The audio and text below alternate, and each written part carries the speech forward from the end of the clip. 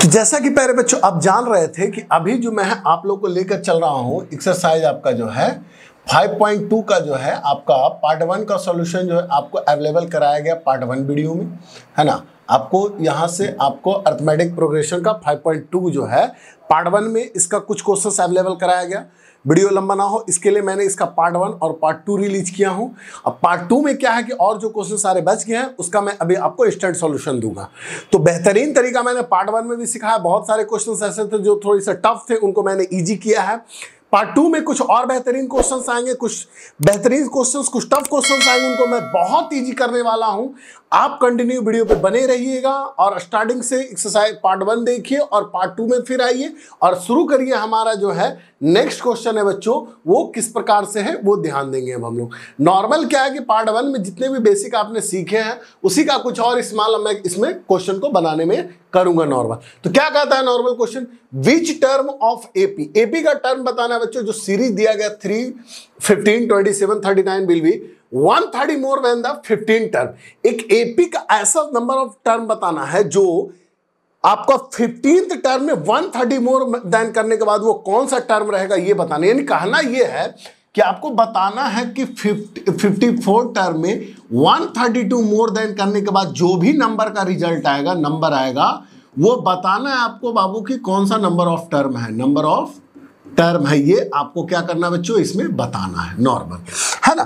तो कैसे होगा सर, ये ध्यान देने वाली बात होगी थोड़ी सी। आइए इसको हम समझते हैं तरीके से कैसे बनाना है इसे। जो नॉर्मल ध्यान दीजिएगा। तो सबसे पहले दिया गया 3, 15, 27, 39 डॉट डॉट डॉट।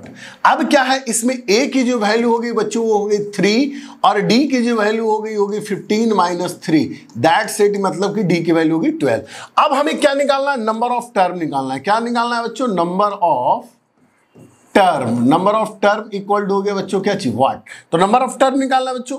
अब नंबर ऑफ टर्म निकालने के लिए क्या करना पड़ेगा, तो सिंपल क्या निकालना है, एक ऐसा नंबर ऑफ टर्म निकालना है जिसमें जो नंबर है वो 54 टर्म से 132 जो है वो क्या है बच्चों, मोर देन है। तो an की जो वैल्यू हो जाएगी वो हो जाएगी बच्चों a plus n minus 1 into d equal to a plus 53 into d plus 132।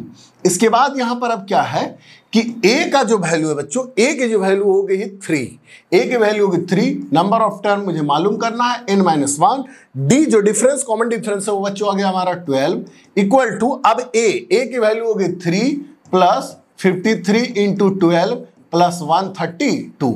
अब यहां से क्या है ध्यान दीजिएगा, 3 plus 12n minus 12 equal to यहां 3 प्लस 15 ये आपका हो जाएगा 53 इंटू 12 कर लीजिए, 3 2 जा 6 हो गया, 5 2 जा 10, 3 5 1 जा 5, 6 3 6 यानी 636 आपका हो जाएगा यहाँ पर बच्चों 636, 3 2 जा 6, 5 2 जा 10, हाँ ठीक है, 636 प्लस 132। दैट मीन्स कि यहाँ हो गया बच्चों ये आपका हो गया, इधर देखिए 12n माइनस 9 इक्वल टू ये हो गया 6 to 8 और 3 11 का 1 हो गया बच्चों, कैरी हो गया कितना 1, 3 3 जा 6 और 1 हो गया 7 और 6 और 1 कितना हो गया 7, यानी माइनस 9 उधर जाके प्लस 9 यानी 12 इक्वल टू हो गया 780। अब ये कैंसिल आउट यानी n इक्वल टू हो गया 65।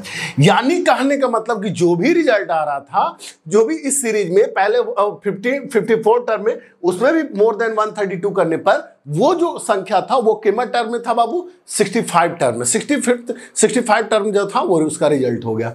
तो ये आपका बन जाएगा बच्चों आंसर। आसान क्वेश्चन था, मैंने इसको काफी आसान किया है, ध्यान देने वाली बात होगी। नेक्स्ट आगे बढ़ते हैं। नेक्स्ट एक बहुत ही खतरनाक कह सकते हैं इस पूरे चैप्टर का ये सबसे खतरनाक क्वेश्चन है। कैसे इसको बनाना है ध्यान दीजिएगा। एक कहता है 2AP, AP जो है 2 है, क्वेश्चन समझने का कोशिश करेंगे। AP जो है बच्चों कितना है 2 है, कोई भी एक AP हो सकता है, मान लो एक AP कुछ भी होगा, दूसरा AP कुछ भी हो सकता है द सेम कॉमन डिफरेंस, लेकिन दोनों में जो डिफरेंस है वो क्या है, सेम, डी की वैल्यू सेम है, ठीक है। उसके बाद कहता है common difference, the difference between their 100 है ना, और उनके बीच का जो डिफरेंस है the difference between their 100 terms, और उनके बीच का जो 100 टर्म्स का जो डिफरेंस है वो कितना है 100। तो what is the value difference 1000 terms, ठीक है। तो सबसे पहले क्या करता है, एक एपी बना लो जिसमें एक एपी मान लेते हैं जिसमें 100 टर्म के लिए फॉर्मूला। ये ध्यान रखना है कि कॉमन डिफरेंस दोनों में सेम है। और एक हम मान लेते हैं बाबू ए हो गया, तो एक मान लेते हैं बी। ये मान लो एक एपी में जो फर्स्ट टर्म उसको ए बोल दिया, दूसरे एपी में जो फर्स्ट टर्म था उसको बी बोल दिया। तो 800 के लिए अगर फॉर्मूला ब्रेक करने जाएंगे, फॉर्मूला बनाने जाएंगे बच्चों, तो हो जाएगा a प्लस 99 इंटू डी। अब इसके लिए फॉर्मूला बनाने जाएंगे बच्चों तो हो जाएगा b प्लस 99 इंटू डी। ये भी हो गया। चलिए, दोनों में डिफरेंस सेम है तो इसमें भी डी, इसमें भी डी, ठीक है। अब ये दोनों का डिफरेंस यानी 2 एपी है, यानी 800 माइनस b100, इसका जो डिफरेंस है बच्चों वो कितना दिया गया है, a प्लस 9। इसका जो डिफरेंस दिया गया है आप देख सकते हैं बोर्ड पे, इसका जो डिफरेंस दिया गया है वो कितना दिया गया बच्चों, 100। तो इसका डिफरेंस हो गया 100, ठीक है। नॉर्मल इसका जो डिफरेंस हो गया वो कितना हो गया बच्चों, 100।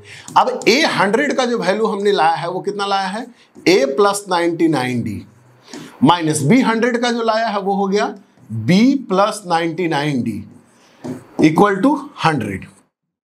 अब यहां हो गया a plus 99d minus b minus 99d equal to कितना हो गया बच्चों, 100। 99d से 99d कट गया, यानी a माइनस b का जो रिजल्ट हो गया बच्चों वो कितना हो गया, 100 हो गया। a माइनस b का जो रिजल्ट हो गया बच्चों वो कितना हो गया, 100। अब इसके बाद जो है यहां पर हम क्या करेंगे, नॉर्मल फिर हमें निकालना है 1000 टर्म का। तो 1000 टर्म के लिए भी यही है। तो 1000 टर्म के लिए क्या फॉर्मूला बन जाएगा, a 1000 minus b 1000 equal to इसका निकालना है हमें। तो a 1000 का फॉर्मूला बनाने जाएंगे a प्लस 999d बच्चों, माइनस b100 के लिए फॉर्मूला बनाने जाएंगे b प्लस 999d, है ना। इसका वैल्यू निकालना है, a प्लस 999d हो गया माइनस b माइनस 999d हो गया बच्चों। ये दोनों कैंसिल हो गया। अब हमारा यहाँ आ गया बच्चों a माइनस बी, और a माइनस बी का हमने शुरू में ही वैल्यू निकाल कर रखा है, वो कितना आ गया बच्चों, 100। यानी इसका भी जो रिजल्ट होने वाला है वो कितना होने वाला है बच्चों, 100 होने वाला है। तो इसका जो आंसर हो गया, तो इसका जो 100 टर्म था, दोनों जो है डिफरेंस बिटवीन इस दोनों का 100 टर्म, इसका जो डिफरेंस आया बच्चों वो भी कितना आया बच्चों, 100। ये हो गया हमारा, यानी कहने का मतलब है a1000 माइनस b1000 दो डिफरेंट एपी का जो है 100 टर्म का जो डिफरेंस आया है वो कितना आया है, 100 आया है। आसान था, समझ में आया बच्चों, बहुत आसान क्वेश्चन है, ध्यान दीजिएगा। बार इसे मैं फिर से समझा देता हूं। नॉर्मल क्या कहता है कि आपको कह रहा था कि 2 एपी है, एपी 2 है, तो एक एपी को हमने मान लिया, एक एपी में उस टर्म को मान लिया a100 और दूसरे एपी में उस टर्म को मान लिया b100। तो a100 का फॉर्मूला हो गया a प्लस 99d और यहां हो गया b प्लस 99।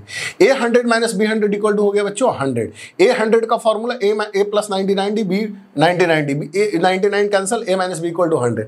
अब 1000 के लिए भी फॉर्मूला a1000 माइनस b1000 का वैल्यू हमें निकालना है, तो अभी मैंने लिख दिया है। तो a1000 का formula a plus 99 to d हो गया बच्चों, minus b 99 to d, b से ये कट गया a माइनस b, तो a माइनस b का हमने वैल्यू निकाल कर रखा है, वो लगभग कितना बच्चों, 100। ये आपका हो गया रिजल्ट। समझ में आया। नेक्स्ट और कुछ आगे क्वेश्चन बढ़ते हैं। नेक्स्ट क्या कहता है, हाउ मेनी 3 डिजिट्स। चलिए, क्वेश्चंस कुछ आसान हो गए, है ना, कुछ टफ क्वेश्चन थे अब, लेकिन क्वेश्चन कुछ आसान हो गए। लेकिन इसमें एक परेशानी क्या है नॉर्मल सा, कि इसमें सीरीज का पता जो है आपको खुद लगाना है इटसेल्फ। कैसे सर, ध्यान दीजिएगा। हाउ मेनी 3 डिजिट्स नंबर, 3 अंकों की जो संख्या है वो 3 अंकों की कितना, यानी 3 डिजिट्स का कितना नंबर जो है वो 7 से डिविजिबल होगा। ये आपको बताना है कि 3 डिजिट्स का कितना नंबर जो है 7 से जो है डिविजिबल। तो कैसे, सबसे पहले क्या है कि आप जानते हैं 3 डिजिट का जो सबसे स्मॉलेस्ट नंबर होता है वो होता है कितना, 100, और सबसे लार्जेस्ट होता है वो होता है 99।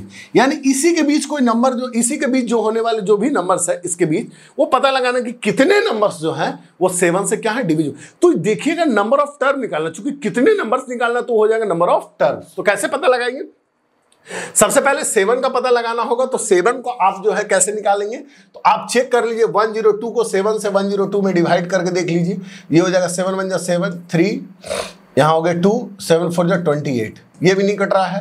अब 105 लगाकर देख लीजिए, 7 1 7 3 5 7 5 35, यानी कि स्मॉलेस्ट में जो सबसे ज्यादा स्मॉलेस्ट में जो डिविजिबल है वो आपका हो जाएगा बच्चों, कितना हो जाएगा, ध्यान रखिएगा, कितना हो गया बच्चों, स्मॉलेस्ट जो 7 से डिविजिबल है वो हो गया 105। यानी अब 105 चूंकि सब 7 का है तो 105 के बाद हो जाएगा 112, 119 इस तरह से, चूंकि इसके कॉमन डिफरेंस कितने होंगे 7 होंगे। अब इसे 4 का टेबल है तो 4 वाला सारा कटेगा तो 4 4 2 जा 8, 4 4 का 8 कॉमन। अब 7 का है तो 7 1 जा 7, 7 2 जा 14, 7 3 जा 21, सब 7 का ही सीरीज बनाएगा। तो उसी तरह से 105 का 7 ऐड किया 112 और फिर ऐड किया 109। अब पूरा में तो ऐड कर नहीं सकते, लास्ट का पता लगाना तो 7 से 99 में फिर से क्या कीजिए, डिवाइड कर दीजिए। तो जैसे ही डिवाइड कीजिएगा तो 7 1 जा 7, 2 9, 7 4 जा 28, 1 कट गया 9, 7 2 जा 14 यानी 5। अब 5 माइनस कर दीजिए इसमें, 999 माइनस 5 यानी हो गया बच्चों 994। ये जो है 994 तक ये जो है बच्चों ये क्या है, डिविजिबल है। ये पता लग गया। अब कैसे कितना नंबर डिविजिबल है, कितने नंबर्स जो है उस तरह के डिविजिबल होंगे, या कितने जो है 7 के ये आपका मल्टीप्लिकेशंस है वो आपका इसमें पता लगाना है। तो ठीक है, अब हम इसमें कैसे चलेंगे, नॉर्मल ध्यान दीजिएगा। ये हो जाएगा बच्चों ए का वैल्यू, ये ए का हो गया 105, कॉमन डिफरेंस तो आपको पता चल ही गया है 7, और लास्ट टर्म जो हो गया ए एन जो हो गया वो हमारा 994 हो गया। अब हमें पता लगाना है कि कितना नंबर ऐसा जो है डिविजिबल होगा इसके बीच। ठीक है, n इक्वल टू वाट हो गया बच्चों। अब ए एन का फॉर्मूला लगाएंगे नॉर्मल, a प्लस हो जाएगा n minus 1 into d. A N की वैल्यू हो गई 994, a की वैल्यू हो गई 105 प्लस n माइनस 1, डी की वैल्यू हो गई बच्चों 7। अब यहाँ हो गया 994 माइनस 105 इक्वल टू 79 माइनस 7। अब यहाँ हो गया कितना 9, अब यहाँ कितना हो गया 8 और यहाँ कितना हो गया 8। ठीक है, 9 है ना, उसके बाद 8 हो गया बच्चों, और 9 में से ये चला गया तो भी 8 हो गया। ठीक है, अब ये माइनस इधर आके प्लस इक्वल टू 7 है। अब यहाँ हो गया 9 7 16 का 6, 9 7 16 से 6, और ये फिर हो गया 8 और 9, और यहाँ हो गया 8 इक्वल टू 7 है। अब 7 से देखो ये कितना बार का डिवीजन हो गया, 7 1 जा 7 हो गया बच्चों, 7 1 जा 7 हो गया। अब यहाँ हो गया 19, तो 7 2 जा हो गया 14 और 7 8 जो हो गया 56, यानी n की जो वैल्यू होगी वो होगी 128। यानी 128 नंबर जो है, 128 नंबर ऑफ टर्म जो है वो 3 डिजिट्स में 7 से क्या है, डिविजिबल है।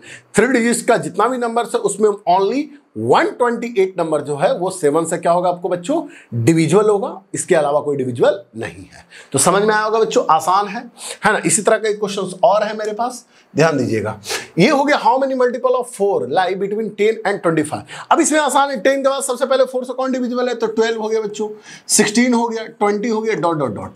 अब 250 में कम पता लगाना है तो 250 में डिवाइड कर दो 4 से, तो 4 6 जा हो जाएगा कितना 24, 1 कट गया, 4 2 जा 8, 2 कम कर दीजिए, 248 जो है लास्ट डिविजिबल है। ठीक है, अब a की वैल्यू होगी बच्चों कितना 12। इस तरह के क्वेश्चन में सबसे पहले सीरीज का पता आप ही को लगाना है, दूसरा कोई लगाने आने वाला नहीं है, सीरीज का पता आप ही को लगाना है नॉर्मल। अब यहाँ पर a की वैल्यू होगी बच्चों 12, अब d की जो वैल्यू होगी वो होगी कितनी 4, an की जो वैल्यू होगी वो होगी 248। कितना नंबर डिविजिबल है भाई, तो n निकालना है हमें। अब फॉर्मूला जनरेट होगा an equal to a plus n minus 1 into d. A N की जो वैल्यू होगी वो होगी 248, ए की वैल्यू होगी वो होगी 12 plus n minus 1 into D की वैल्यू होगी बच्चों कितनी 4। अब नॉर्मल इसके बाद क्या कहता है, यहां पर ध्यान दीजिएगा, नॉर्मल क्या कहता है इसमें। तो यहां पर अब आपका हो गया ये 4 ये सबसे पहले सॉरी ये प्लस इधर आके हो जाएगा minus, 248 minus 12 equal to n minus 1 into 4। अब ये कट गया 6 3 2 equal to n minus 1 into 4। अब काट लीजिए, तो यहां हो गया कितना 2 4 5 जा 20 और ये हो गया 4 9 जा 36 इक्वल टू n माइनस 1, यानी कि 59 प्लस 1 इक्वल टू n, यानी n बराबर जो 60 नंबर जो है वो इसमें क्या है आपको बच्चों, डिविजिबल है। 60 नंबर जो है 60 नंबर ऑफ टर्म्स है, यानी 60 संख्या जो है वो 10 और 25 के बीच में क्या है, डिविजिबल है। समझ में आ रहा है बच्चों, कोई परेशानी नहीं है, आसान सा क्वेश्चन है, सारे को मैं आसान बना चुका हूं। नेक्स्ट और क्या कहता है, ध्यान दीजिएगा, कहता है for what value of n, n की वैल्यू निकालनी है। n की वैल्यू निकालनी, ठीक है।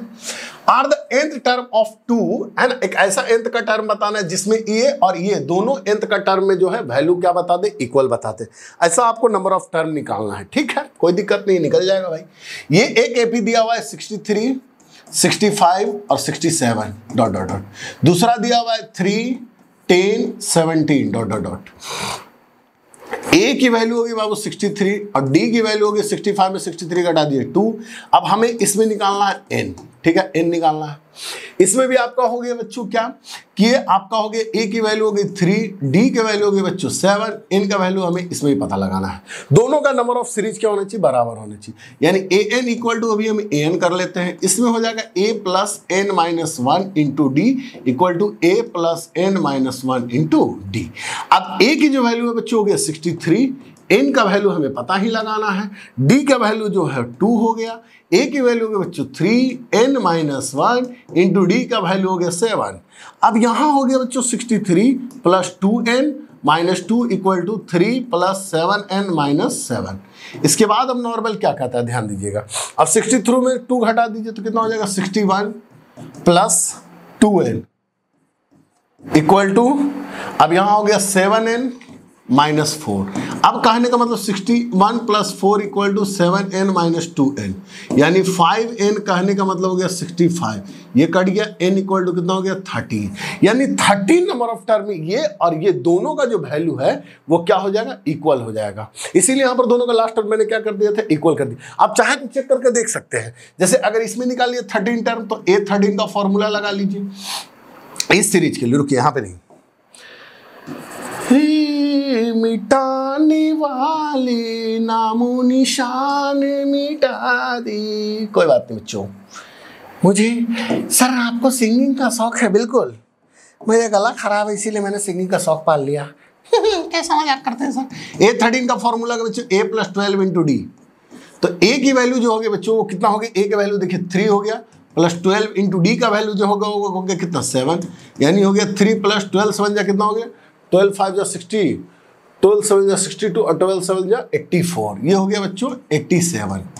ठीक है, इसी तरह से इसमें आ जाइए, A13 निकाल लीजिए, A प्लस 12 इंटू डी हो गया बच्चों, A की वैल्यू आपको 63 दिख ही रहा है, प्लस 12 इंटू डी की वैल्यू होगी 2, 63 प्लस 24 7 8 यानी 87। दोनों का देखो 13 टर्म में दोनों का वैल्यू इक्वल हो गया कि नहीं हो गया। तो इस तरह का आसान क्वेश्चन जो है आपको इसमें और बहुत सारे अभी मैं करा रहा हूं। नेक्स्ट देखिएगा, आसान ये भी है, determine the AP. Okay, AP ज्ञात करना है बाबू, whose third term 16 and 7 term exceed fifth term by 12। Okay, third term 12 बाबू और 7 टर्म जो है वो 15 टर्म से 12 क्या है, ज्यादा है। ठीक है, ये भी आसान सा क्वेश्चन है सर, मुझे तो लग रहा है। बिल्कुल, थर्ड टर्म 16 दिया हुआ यानी A3 इक्वल टू दिया हुआ बच्चों 16, यानी A3 बोले तो A प्लस 2D अपन को मान लो 16D। ओके, और इसके बाद क्या कहता है कि 7th टर्म जो है बच्चों, 7th टर्म जो है वो 5th टर्म से जो है कितना ज्यादा है, 12 क्या है, मोर देन। तो ये 12 मोर देन तो प्लस इधर ही लगा देंगे। अब क्या करेंगे यहां से सर, हम अब क्या करने वाले हैं, तो A7 का formula A plus 6 into D, A5 का formula A plus 4D plus 12। बिल्कुल, अब यहां से A से A मर गया, 6D minus 4D equal to 12, यानी 2D इक्वल टू हो गया 12, ये कट गया, D की वैल्यू होगी कितनी 6, D की वैल्यू 6 होगी, यानी A प्लस 2 इंटू डी की वैल्यू हो गई 6 इक्वल टू 16, यानी कि हो गया A 6 2 जा कितना होगा 12 बराबर 16 हो गया बच्चों, यानी A की वैल्यू हो गई 16 माइनस 12, यानी A की वैल्यू हो गई कितनी 4, A की वैल्यू 4 हो गई। अब हमें क्या लिखना है, AP लिखना है, तो AP इक्वल टू हो गया, ध्यान दीजिएगा, A का वैल्यू 4 हो गया, 4 के बाद कितना हो गया 10, 10 के बाद कितना हो गया 16, 16 के बाद कितना हो गया 22, और 22 के बाद कितना हो गया बच्चों 28, और 28 के बाद कितना हो गया 34, और 34 के बाद कितना हो गया 40। समझ में आ रहा है कि नहीं आ रहा है? इस तरह से एपी आप निकाल सकते हैं, कोई दिक्कत। ये आपका हो गया बच्चों आंसर। आसान सारे क्वेश्चन, आसान सारी सॉल्यूशन। नेक्स्ट और क्या कहता है question, find the 20th term. वाह, 20 टर्म निकालना है, लेकिन कंडीशन लगा दिया the last term of the AP, लेकिन एपी के लास्ट टर्म से 20 निकालना है, 20 टर्म इधर से नहीं निकालना, स्टार्टिंग से नहीं। अब बोल दिया कि लास्ट टर्म से है जो बच्चा, लास्ट टर्म से जो है 20 टर्म का हमें आइडिया निकालना है। नॉर्मल ध्यान दीजिएगा क्या कहता है, ध्यान दीजिए।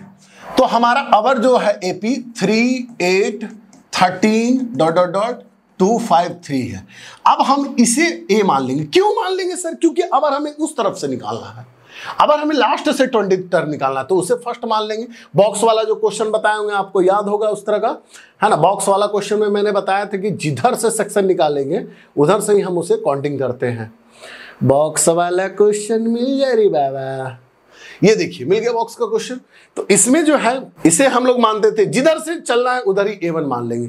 उसी तरह से अभी वाले जो क्वेश्चंस में है वो क्या आपको कह रहा है, ध्यान दीजिएगा बच्चों, कि अभी जो है आपको यहाँ पे ए आजा आजा तुझे पुकारूं आजा, आ गया, ठीक है। नॉर्मल क्या, अब इधर से मुझे 20 टर्म निकालना, तो ये ए की वैल्यू हो गई, ए की वैल्यू हो गई 253 और यहाँ डी की वैल्यू, अगर ये आपका A1 हो गया तो इसको आप A2 मान लीजिए, इसको A3 मान लीजिए। तो अगर A3 माइनस A2 यानी कि 8 माइनस 13 यानी डी की वैल्यू -5।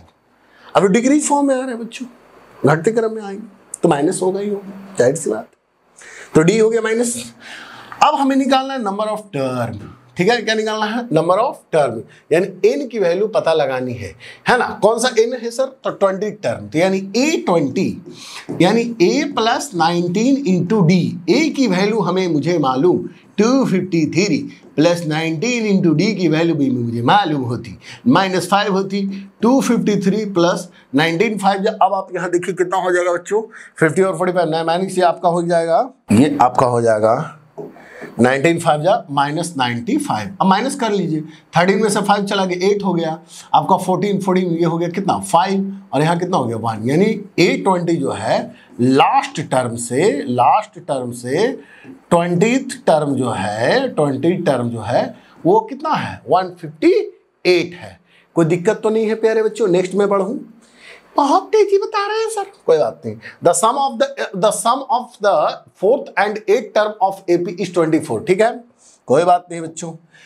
एक 4th टर्म और 8th टर्म का सम जो दिया गया वो 24 दिया गया, ठीक है। A4 + A8 की जो वैल्यू दी गई वो 24 दी गई, ठीक है। The sum of the 6th and 10th term, फिर से A6 और A10 की जो वैल्यू दी गई है वो बच्चों दी गई है 44, ठीक है। A4 का वैल्यू A4 का अगर फॉर्मूला जनरेट करने जाएंगे तो बच्चों A + 3D और A8 का फॉर्मूला जनरेट करेंगे तो A + 7D = 24, यानी A 2A और यहाँ 10D = 24। 2 कॉमन करेगा, A + 5D बचेगा = 24। 2 से ये कटेगा यानी A + 5D = होगा 12। ये कहलाएगा हमारा इक्वेशन फर्स्ट। A6 का वैल्यू हो गया A + 5D, A10 का वैल्यू हो गया A + 9D = 44। A2A यहाँ हो गया 14D = 44। 2 common A + 7D = 44। ये कट गया 22 टाइम्स में, A + 7D = 22। अब यहाँ पर क्या है कि A + 5D = हो गया 12, ये हो गया इक्वेशन सेकंड। ये हो गया A + 7D = हो गया 22। अब यहां से हम क्या कर लेंगे बच्चों, माइनस माइनस माइनस, है ना। यहां पर हो गया 1 - 2, 1 में 2 को घटा रहे बच्चों, तो A हो गया आपका फाइंड द फर्स्ट टर्म निकालना है 3 टर्म के लिए, ठीक है।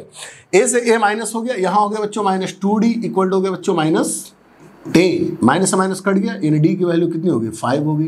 डी की वैल्यू 5 होगी बच्चों। अब ए का निकाल लीजिए, किसी में भी पुट कर दीजिए, इसी में पुट कर लीजिए।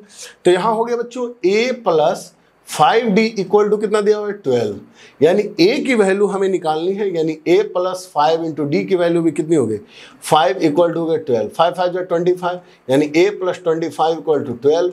यानी कहने का मतलब A = 12 - 25, यानी ए की वैल्यू हो गई बच्चों कितना माइनस आपका 13, यानी ए का वैल्यू हो गया -13। तो AP = कितना हो जाएगा -13 कॉमा, अब D +5 इसमें करते जाइए, तो +5 कीजिएगा तो कितना हो जाएगा -8 और ये कितना हो जाएगा -3। ये आपका हो गया आंसर। एपी में कितना सीरीज निकालना था? 3 सीरीज निकालना था। ये भी क्वेश्चन आसान है, बोलिए तो एक बार मैं रिपीट कर दूं। रिपीट कर दीजिए सर, बेहतर रहेगा। ठीक है, यहाँ पर A4 और A8 की वैल्यू दी गई थी, वो आपको कितनी दी गई थी बच्चों? उसके बाद हमने A3 और आपका A4 का फॉर्मूला बना a + 3d a + 7d = 24। यहाँ पर A 2a हो गया, 3d 7d 10d = 2 से 2 से 24 कड़ा a + 5d = 12। यहाँ उसी तरह से A + 6 टर्म और 10 टर्म का जो है सम दिया हुआ था 44। A6 का फॉर्मूला a + 5d, A10 का a + 9d = 44। a + 8 2a 5 × 9 14 44 2 से 2 कैंसिल 22 a + 7d = 22 हो गया। यहाँ इक्वेशन फर्स्ट हो गया बच्चों, 2 हो गया, माइनस किया हमने d = 5 और a का वैल्यू निकाल दिया तो -13, यानी एक एपी में जो सीरीज है -13 -8 और -3 होते रहेंगे। कोई दिक्कत? नेक्स्ट अब क्या कहता है? ओह बैड प्रॉब्लम, एपी में भी बैड प्रॉब्लम। ओके, सुब्बाराव, एक सुब्बाराव व्यक्ति स्टार्ट वर्क इन 1995। सुब्बाराव को जॉब लगा 1995 में और उसकी एनुअल सैलरी डिसाइड की गई 5000 और ये हमारी एनुअल सैलरी जो है इसमें हो गया हमारा first term. And received increment, increment जो है इसमें हमारा हो गया कॉमन डिफरेंस, यानी डी की वैल्यू हो गई कितनी? 200 sorry each year. In which year did income is 700। तो किस वर्ष जो उसका इनकम है वो 700 हो जाएगा, यानी हमें नंबर ऑफ टर्म निकालना है बच्चों। ए एन का फॉर्मूला हो गया a + n - 1 × d। A N की वैल्यू 7000, ए की वैल्यू 5000 प्लस n - 1 × d की वैल्यू 200। दैट मीन्स कि यहाँ हो गया 7000 - 5000 = n - 1 × 200। अब यहां माइनस किया हमने बच्चों तो आ गया हमारा 2000 इक्वल टू हो गया n - 1 × 200। 2 0 से 2 0 मारा, 2 से मर गई है 10 बार में, यानी 10 इक्वल टू हो गया बच्चों n - 1 यानी 11 इक्वल टू n। यानी कि 11 ईयर्स के बाद उसका जो सैलरी होगा वो होगा 7000 रुपीज। बड़ा दिक्कत है सर बेचारों को, 11 साल के बाद सैलरी बढ़ रही है, बिल्कुल बढ़ रही है। नेक्स्ट इसी तरह का एक बड़ा प्रॉब्लम और है, रामकली। अब नाम भी प्यारा, क्वेश्चन भी प्यारा। Ramkali saved 5 in the first week of a year and the increment. फिर से वही क्वेश्चन, बचाना जब चालू की तो ए को मान लो 5 और इंक्रीजमेंट जो है डी हो गया 1.75 और कब तक, यानी ए एन की वैल्यू होगी 20 - 75। अब एन का वैल्यू हो गया वाट, तो यानी कहने का मतलब ए एन का जो वैल्यू हो गया a + n - 1 × d। A N की वैल्यू हमारी कितनी हो गई 20.75, ए की वैल्यू कितनी हो गई 5 प्लस n - 1 × d की वैल्यू कितनी हो गई 1.75। यानी कहने का मतलब 5 प्लस इधर आके माइनस, यानी कहने का मतलब हो गया बच्चों 20.75 - 5 इक्वल टू n - 1 × 1.75। यानी अब माइनस कर लेंगे तो कितना हो जाएगा 15.75 इक्वल टू, अब कितना हो जाएगा बच्चों ध्यान दीजिएगा n - 1 × 1.75। अब ये पॉइंट इधर बुला लो, 15.175 है और यहाँ कितना हो गया 1.75। पॉइंट से पॉइंट मर गया बच्चों। अब देखिए 25 से काट कर देख ली, पक्का कटेगा। अब ये कितने बार में 6 हो गया और 7 बार में हो जाएगा इधर 25 6 या कितना आता 150 है ना, 4 टाइम्स में हो गया ये आपका 5 और 6 हो गया और ये 7 टाइम्स में हो गया बच्चों। और ये हो गया कितना बार 25 6 और 3 और ये हो गया 9 बार में, यानी 9 इक्वल टू हो गया बच्चों n - 1 यानी 10 इक्वल टू हो गया n। यानी 10 ईयर्स के 10 वीक के बाद उसका जो सेविंग है वो हो जाएगा 20.75। तो ये था प्यारे बच्चों हमारा एक्सरसाइज 5.2 का नंबर ऑफ क्वेश्चंस जो भी है उसका टोटल सॉल्यूशन। बहुत बेहतरीन तरीके से मैंने समझाया। नेक्स्ट जो है आपका आएगा सम ऑफ n टर्म्स के लिए जो चैप्टर आने वाला है वो आपका एनसीईआरटी का फुल सॉल्यूशन इस वीडियो में मिला है। आप एपी को बेहतरीन ढंग से बनाइए। इसमें भी आपको 2024 की एग्जामिनेशन के लिए बहुत सारे क्वेश्चंस जो है इंपॉर्टेंट है ना। मिलकर संकल्प उठाना है, 2024 में बेहतरीन नंबर लाकर दिखाना है। रवि कुमार का ये आपसे वादा है, बड़े भाई छोटे भाई मिलकर के एक बेहतरीन तैयारी करेंगे दृढ़ संकल्प के साथ। 2024 में हमें सर आप 95+ मार्क्स दिलाइए, ये मेरा आपसे वादा है। केवल वीडियो को कंटिन्यू देखिए, सीखिए और बुक को प्रैक्टिस कीजिए। मिलते हैं प्यारे बच्चों नेक्स्ट वीडियो में, तब तक के लिए धन्यवाद। और हाँ, हर एक वीडियो का सॉल्यूशन जो है आपको पीडीएफ डिस्क्रिप्शन में लिंक मिल गया है, सारे पेज अवेलेबल है, आप चाहें तो रिपीट भी कर सकते हैं। तब तक के लिए धन्यवाद।